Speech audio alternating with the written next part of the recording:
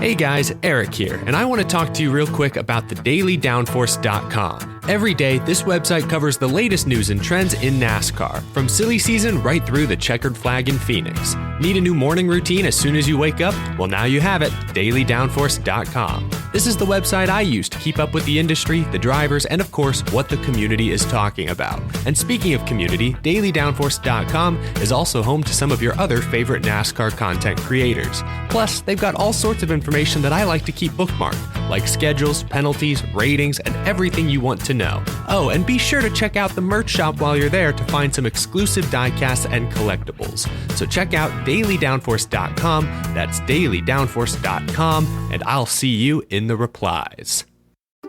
Hey y'all, Rick Houston here, and I want to tell you about my new show, the Moonshine and Motorsports Racing Podcast. I've partnered up with the state of North Carolina Department of Natural and Cultural Resources to help uncover the history behind moonshining mountain boys, professional wheelmen, and the backwoods and city lights of the Tar Heel State. In the first episode, I sat down with Winston Kelly at the NASCAR Hall of Fame for a little behind-the-scenes gossip about Junior Johnson's engineering skills. He's got two things in his hand, pipe wrench and channel lock pliers, and they weren't new. They had been around the block a time or two. Wasn't the first steel they built, I bet. No. I think the pliers had been red before, but paint had worn off. And in the second episode, I talked to a professional hillbilly, a.k.a. Dr. Daniel Pierce of UNC Asheville, to find out the real history of moonshiners and their battles with the revenuers. He wrote about one of his experience of trying to chase down this bootlegger in this souped-up car, and he complained that the government gave him these piece of crap, cheapo cars, and that were really no match, but he thought he was doing pretty good, and then the guy just hits it and just takes off and practically disappeared. But then the guy makes a bootleg turn and comes back towards him. And as he said, it was a game of chicken, and I was a chicken. And so he ran off the road. And actually, he was the guy who caught Junior Johnson at his daddy's steal when Junior got tangled up in a barbed wire fence. So check out the Moonshine and Motorsports Racing Podcast, available on YouTube, dailydownforce.com, and all of your favorite podcasting platforms. And be sure to check out my regular show on NASCAR history, the Scene Vault Podcast.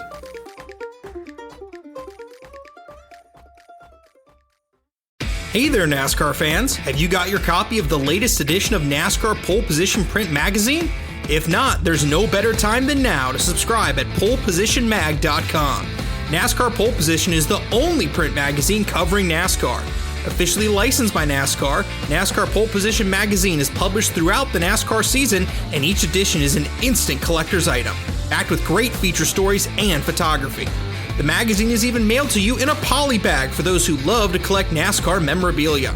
At polepositionmag.com, you can even find past issues available to purchase. Get your subscription to NASCAR Pole Position and get great NASCAR content delivered straight to your mailbox throughout the season. Learn more at polepositionmag.com. That's polepositionmag.com.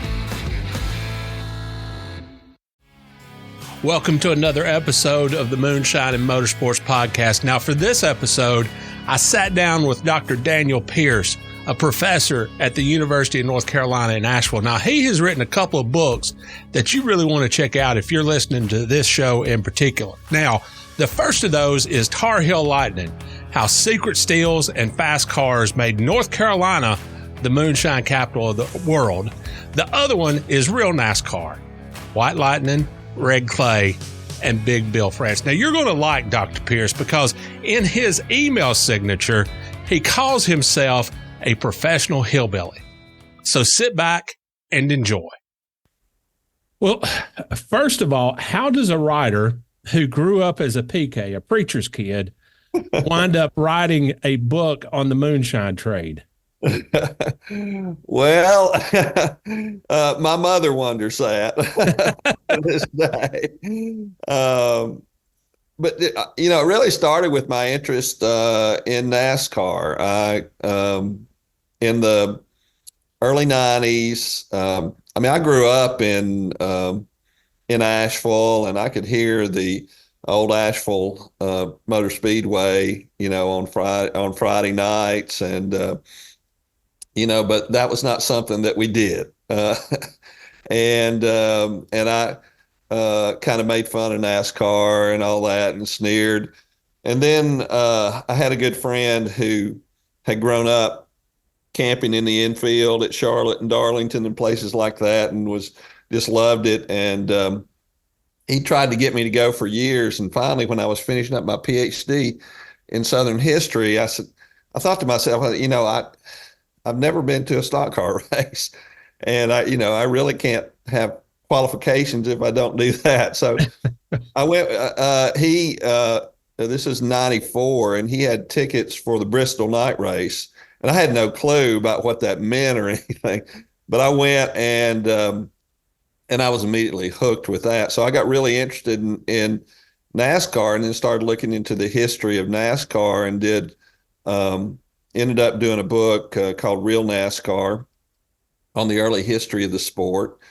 And, as part of the, and of course, one of the big questions that I was looking at in that book was there really a connection between moonshine and NASCAR? And as I put it in the introduction, because there's a lot of mythology out there, as a historian, one of the things you discover as you look deeply into things is that, a lot of those stories just aren't true.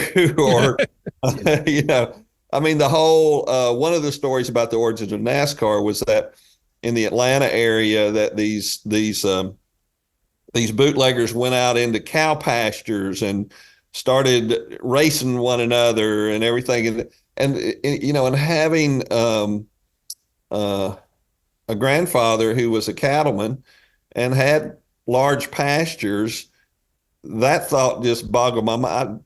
I don't think that's possible. Yeah. To drive through a cow pasture. And so I started looking deeply into it, and was very skeptical, really. That of course there was Junior Johnson. He was always brought up, and there's a lot of truth there. I mean, he had the the criminal record to prove it, but I was skeptical. And but as I put it in the introduction to the NASCAR book, the deeper I looked, the more liquor I found. And so, that really got me into the world of looking at moonshine. And then I was asked to do a short little book called Corn from a Jar about moonshine in the Great Smoky Mountains.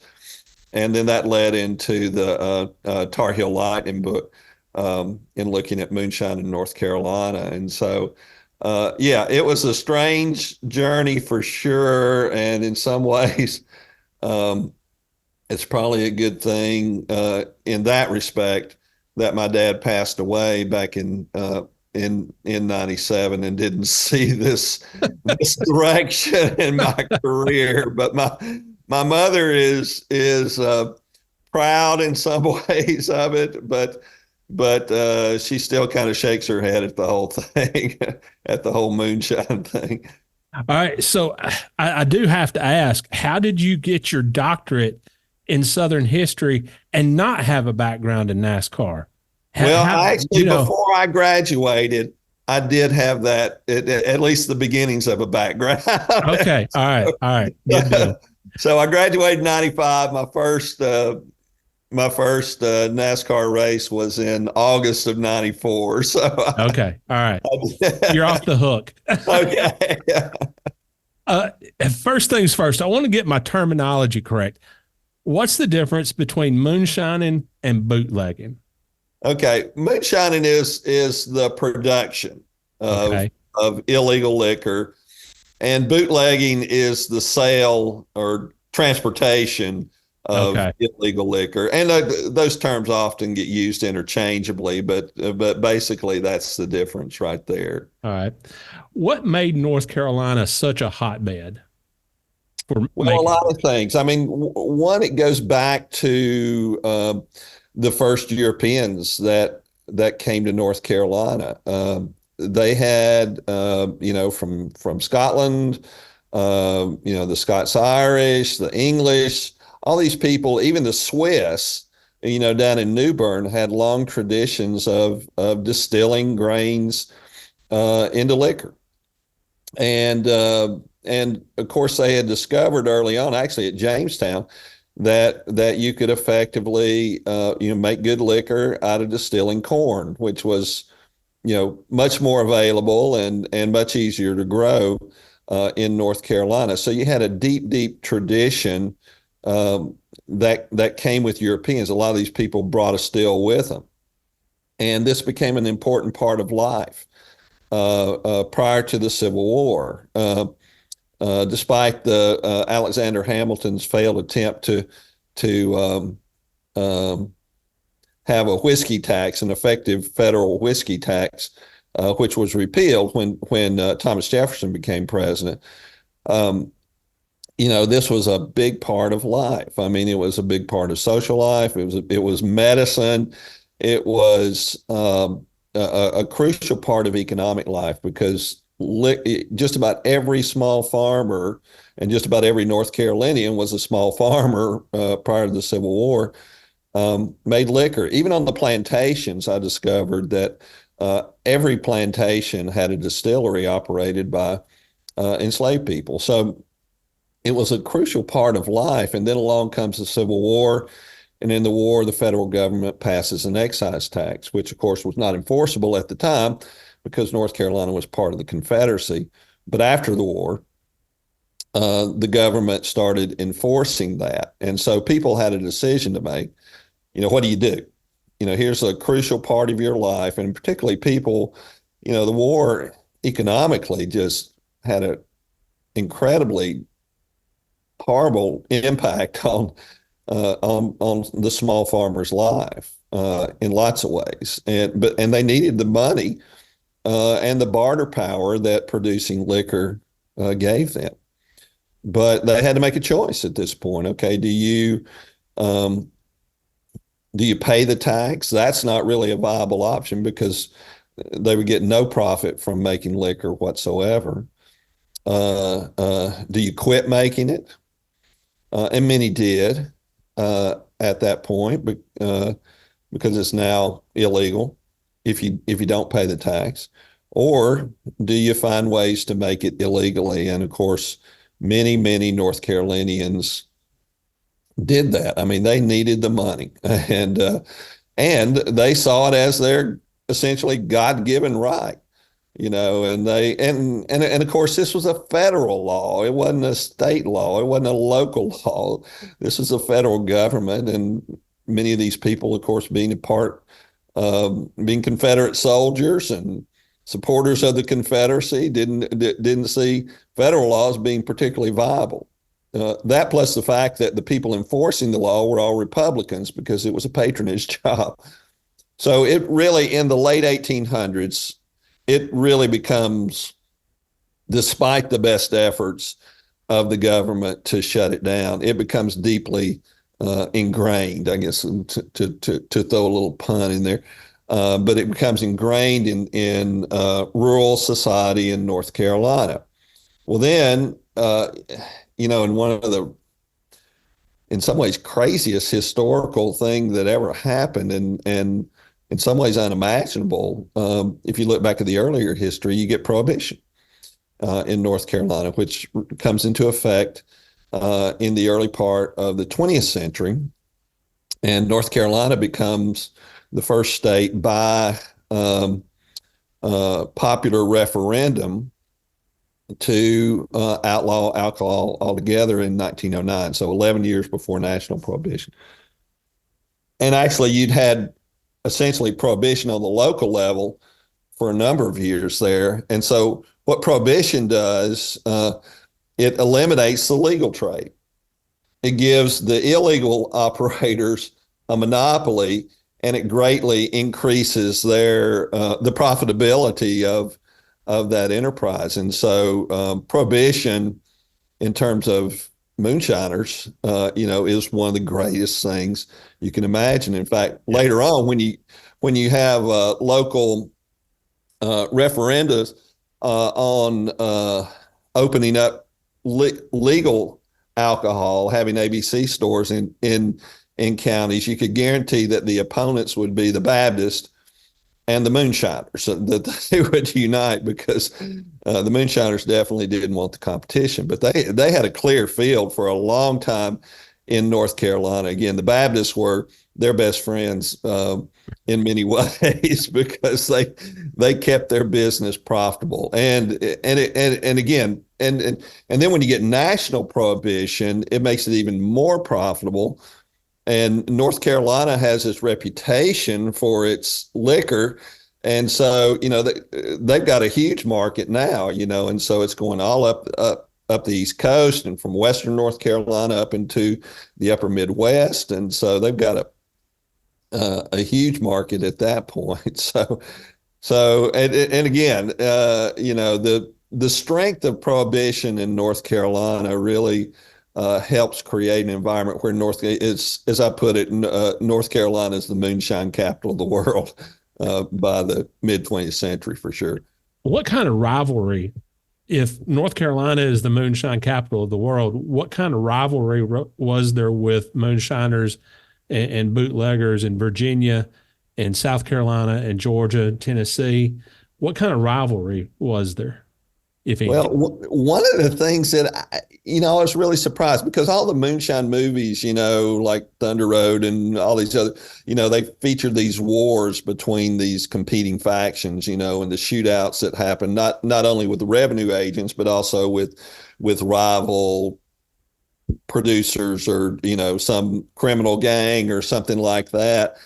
And the thing I discovered that just really surprised me was how there was very little of that. And in fact, there was kind of a cooperative relationship. One good example, Junior Johnson, told me, that he had this relationship with moonshiners in Cott County, Tennessee, and which is East Tennessee, and it's one of the Dabney, I can't think of his first name anyway, that did a book on moonshine. He calls one of the moonshine capitals of the world. There are certain counties. Dawson County is one of those in North Carolina, but and that's where Junior Johnson's from.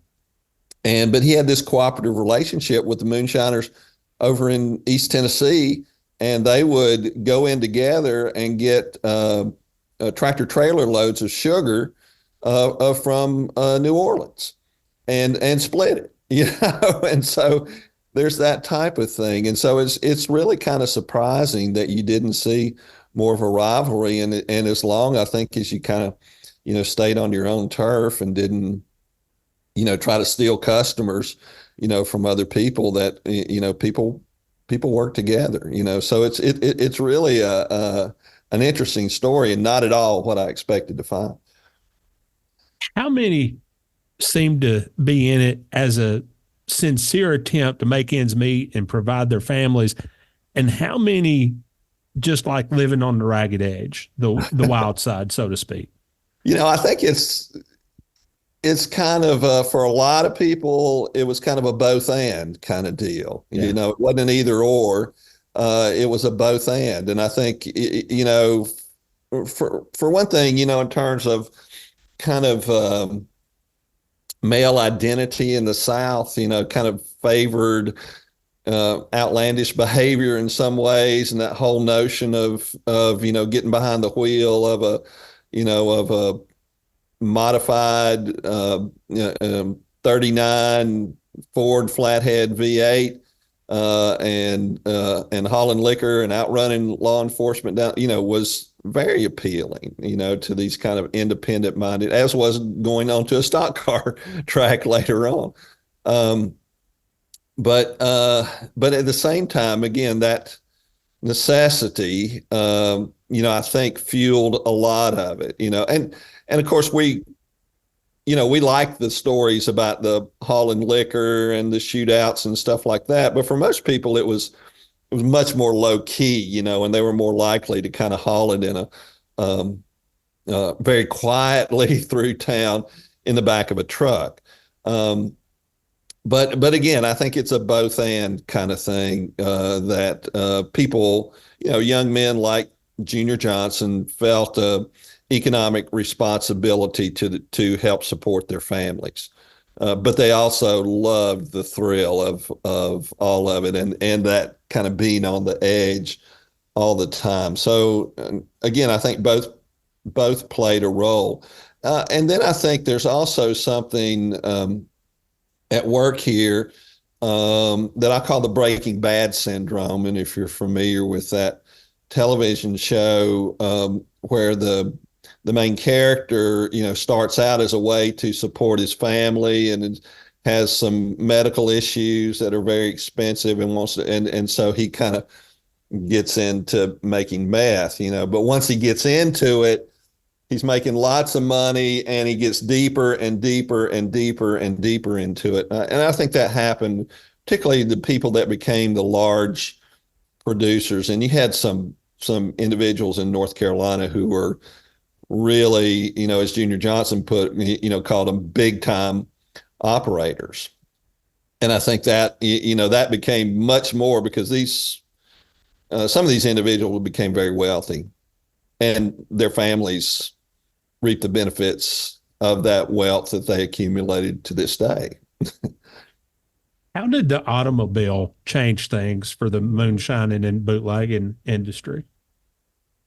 Well, it expanded your market dramatically, because now you could if you're making liquor in Dawson County, for instance, you're prior to the automobile, your market is pretty much, you do have examples of people transporting liquor on trains, but it's too public, Yeah. And so the automobile makes it so that you can quickly get to, and particularly North Carolina, the state governor of North Carolina was a great friend of moonshiners through the Good Roads movement by connecting North Carolina with a good system of roads. And so now all of a sudden, if you're in Dawson County, your market's not just Dawson County or Alexander County or whatever, some adjacent county. Your market is, particularly where the people are. And the people were in the mill towns, in places like Gastonia or Statesville or, all those mill towns through there, or larger places like Winston-Salem or Greensboro or Charlotte. And that opens up a whole new market for people. And so the automobile becomes tremendous. Once it first comes in, it was adopted very quickly by moonshiners. And so they, that was a huge benefit to them to have that. And again, that's the transportation we talk the most about because it's the most interesting in many ways. But again, you got people, Millard Ashley is a good friend, who was a good friend of Junior Johnson's, I know, we knew Millard. Yeah. He was a great guy. I tell you, just, I really like Millard Ashley, but he transported in the, like a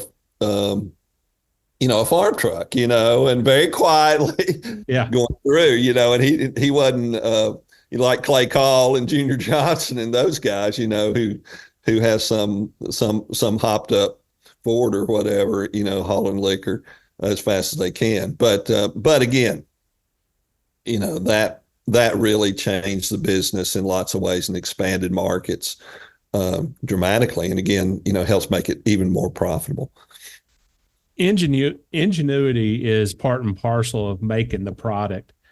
How did that play into working on the cars that hauled the product?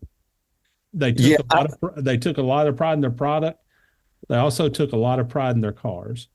Yeah, I think one of the things that I really wanted to do in both the NASCAR and the Tar Heel Lightning book was really dispel one myth, because a lot of the popular image of moonshiners that these are kind of ignorant rednecks. These people aren't very smart and they're lazy. One, it's a lot of hard work for one thing, but I've been amazed just looking and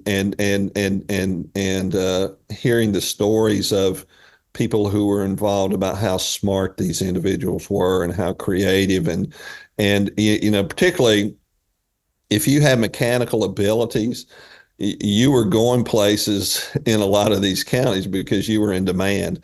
And so, you have people who combine both. You have the Junior Johnsons and the Buddy Schumans and people like that who are deeply involved in the moonshine business and also have mechanical skills. And then you got others that aren't that deeply involved in the moonshine itself, but they're good mechanics and they are in demand. And so you got these incredibly smart and creative people. I've often talked about Junior Johnson, and he came across, as this kind of slow talking, slow thinking guy, but he's one of the smartest individuals I have ever encountered in my life. And I said this about Junior Johnson, that he may have never read a physics book, but I think he could write one.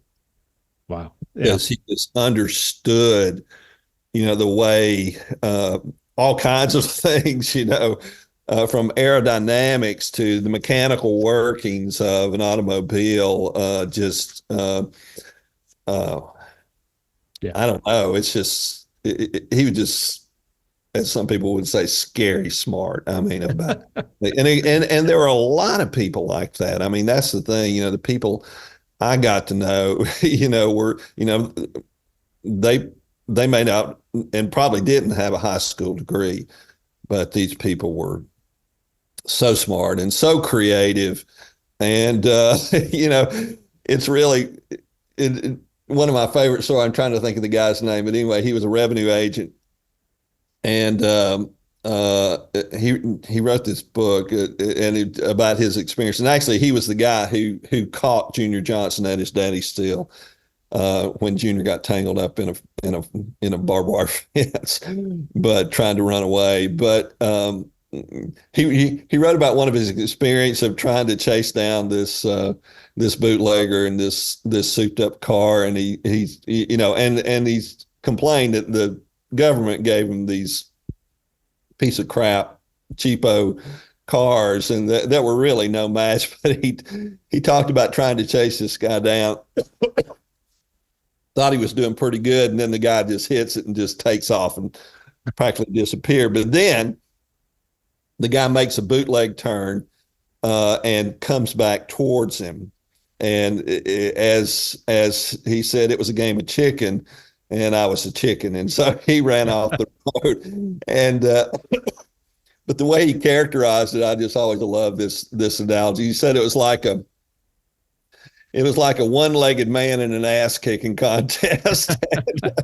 It was just no contest. But again, it was just, and again, this plays into NASCAR in such a big way because these people, by necessity, develop these mechanical skills and ability to modify a car into something that, and you get these weird relationships.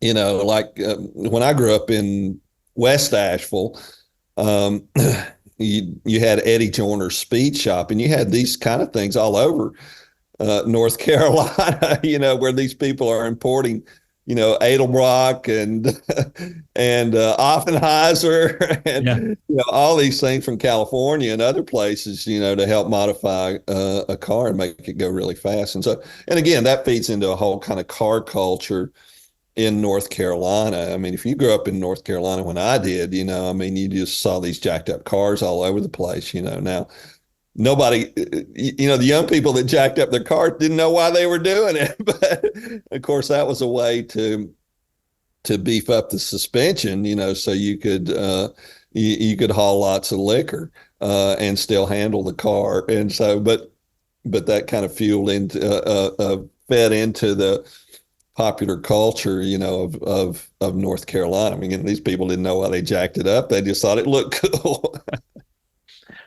You talked earlier about the mythology of moonshiners, bootleggers getting together in a cow pasture and racing.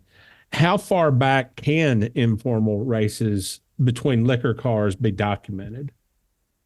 Well, as Richard Petty put it, he said when the second cat got a car. Yeah.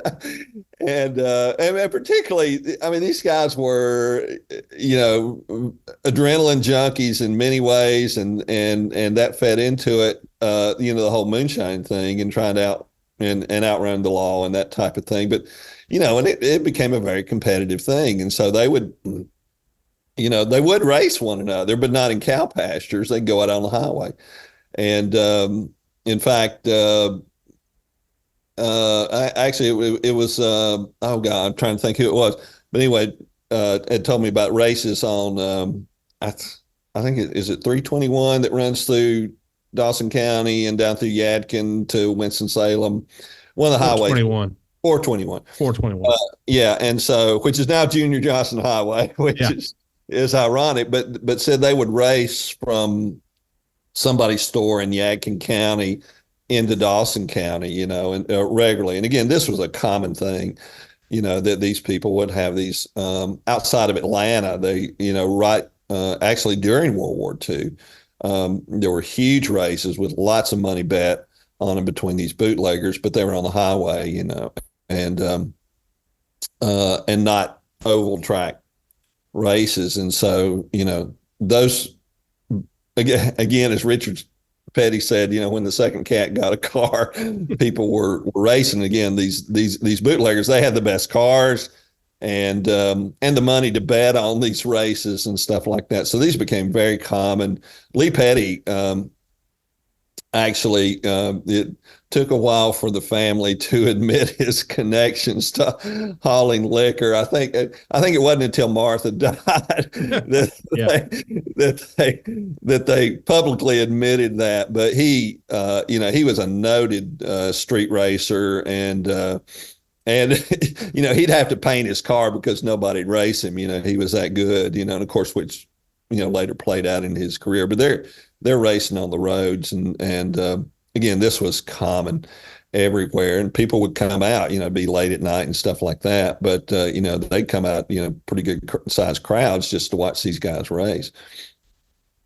Did a lot of the folks who had been involved in moonshining and bootlegging, did they see racing as maybe a way to become legal, to get on the right side of the law?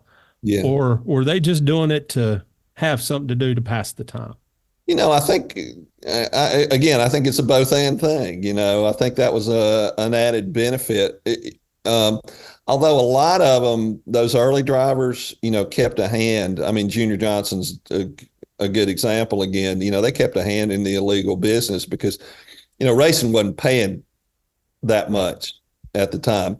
Where you get that transference from illegal to legal is kind of an untold story that I came across that just really surprised me and that was in track owners who used their ownership of tracks as kind of a way of moving into more legitimate enterprise. And you see this with not only moving into racetrack ownership, but purchasing legitimate businesses. I probably should be more careful talking about this because you can't prove it, but it makes sense that this also helped them in their illegal enterprises as a way to move cash into banks. And it's called money laundering. And it was an important thing to do. You couldn't, these people had lots of cash and they had to do something with it, and so that was a way of doing that, through racetracks, through other legitimate businesses that they purchasing real estate, like Percy Flowers in Johnson County. He bought up half the county. And again, it's and of course his family has benefited from that to this day, through a legitimate real estate a business in that county.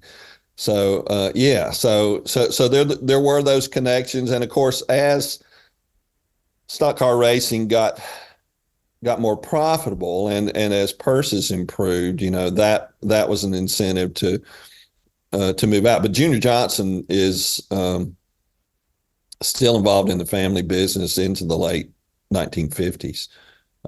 And almost went to prison for a second time, and was probably guilty at the time. At NASCAR, he was becoming a really big star in NASCAR at that time, and so Bill France and his lawyers helped him out a good bit to stay out of to keep from getting convicted a second time. Well, there's actually a story in Yadkin County.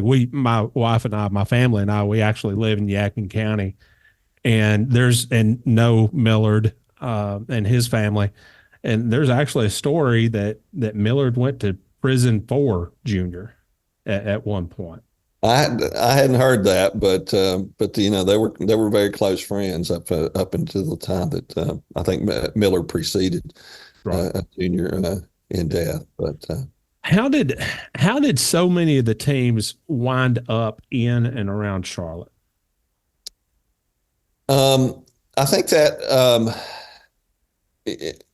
I think it goes back to a lot of things.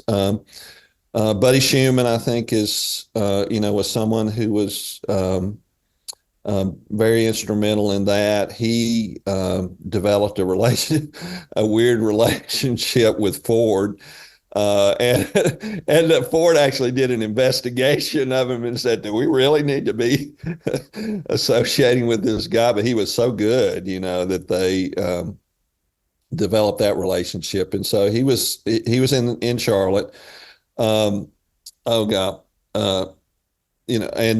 then probably the biggest thing in terms of, because people were in different areas. I mean, there was Spartanburg, South Carolina had had a lot of the early teams for one, in Atlanta, and there are other places. But I think when Holman Moody really established themselves in Charlotte, that really kind of set the tone. And then I think it was encouraged over the years by people like Richard Howard, at Charlotte Speedway, and it just kind of grew organically. But I think it had a lot to do with Holman Moody being in Charlotte, and then kind of spinoffs from there, that you had so many businesses connected with supplying parts and things like that. People like Banjo Matthews and who was in Asheville, but again, relatively close proximity to Charlotte, and so I think it just kind of grows organically out of that, and then of course, the Petty's not Petty Enterprises, and I think was really important in terms of getting other teams to see, okay, North Carolina is a good place. We have proximity to what we need, and lots of skilled people that we can hire, for our businesses. And so it just kind of grows organic. And then once it's established, I think, it's like, okay, well, if I'm going to be in this business, Charlotte or Alamance County or, wherever, or Randleman, is a place to go, if I'm going to do that. And of course, that's true to this day. I know this is a pretty open-ended question, but what is the fascination with moonshining and bootlegging? I mean, the TV show Moonshiners is popular, has been going on for years. What's the fascination? What's the attraction? That's something I've thought a lot about, I think it's just, I don't know, it's that, I don't know, that kind of romance of kind of it's kind of like the cowboy in some ways, here's this independent guy who's making his own way, or actually in many cases I discovered it's an independent woman making her own way, and we like that rugged individualist image, and then you throw in the kind of the romance of running from the law and hiding out, and and finding creative ways to do this, that are that are going to evade law enforcement. That all kind of feeds into that. And so, and again, just the stories are so great. I mean, that was the fun part of this. I've been very fortunate to be in a place, in an academic institution that allows me to do this kind of thing. I have a lot of fun with, again, and I just love, I think my roots, coming from a long line of storytellers that, they're just great stories, and when you start talking about these people and you hear their stories and you just, and it's kind of funny. I've often said Curtis Turner is someone who I've just always been fascinated with. And I got a chance to be in a documentary once about him and just, he's just a fascinating person. And, I've often said about Curtis Turner is that, boy, he was fun to watch, but you wouldn't want to be related to him, because of that. But again, I think that's the fun, you can kind of and that was the fun, the attraction of stock car racing, I think, for a lot of these mill workers and people who lived, pretty drab lives in many ways here. They could kind of live vicariously through these people. And so I think, and again, because so many people were attached to illegal liquor, I think that, that connection is there. And again, I think it's just kind of a thing that people, like to watch, that kind of thing, to live vicariously, that very exciting life without getting shot at themselves, maybe. All right, good deal. Anything else you'd like to add? Anything in particular? No, I think, I would just say this, and it's not something I can prove about North Carolina. There's no never way. Let the facts get in the way of it. Well, they're just, you got a problem. One of the challenges of doing research on people that are doing illegal things is that, they're not always real forthcoming about that. And you don't have, you can't go to their business records or anything like that. But I pretty firmly believe that in terms of production, for a long time in North Carolina, production of illegal alcohol was probably somewhere, just behind tobacco, both agriculturally and in the manufacturing, cotton textiles, and furniture. That probably somewhere below furniture, maybe, but maybe not, as you had production of illegal liquor in terms of the economic impact on North Carolina. I mean, it was huge. And no one will ever know exactly what it was, but again, I think it was one of the most important economic activities in North Carolina. And of course, that plays into not only the economics, but culture as well. Again, it's just so steeped in North Carolina, and still out there to this day. Yeah. Good deal. Good deal. Thank you very much. I saw in your book, the Tar Heel Lightning book, that one of your sources was Brave in Life by Steve Wade. I do a podcast on NASCAR history with him. We both used to work for the Winston Cup Seed newspaper. So, well, I got to know Steve some, but mainly Tom Higgins. Get a little choked up there because I missed Tom.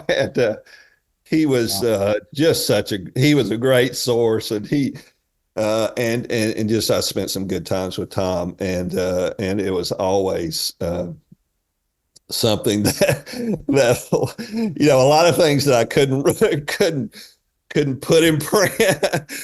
But Tom, was, and of course he was from Yancey County, and then lived in Asheville and got his start really with the Asheville Citizen. And he just, there were so many great stories from Tom, and I got to know Steve a little bit through him. And of course, Tom was also the one that connected me with Junior Johnson, and so I'm always grateful for that. So so Steve may not remember me, but tell him I said hey. And that book was still is, I think, one of the great books on NASCAR history. So I'm very appreciative of the time they spent with Junior and the things that they were able to find out, about the sport and about this crazy history. All right, man. Good deal. Thank you so much for your time. I appreciate it. I enjoyed it, Rick. Okay, man. All right. Bye-bye. Thank you for joining us this week for the conversation with Dr. Pierce. Be sure and subscribe to the show on all your favorite podcast platforms and on YouTube. And be sure and check out my regular show on NASCAR history, the Scene Vault Podcast. We'll see you next episode.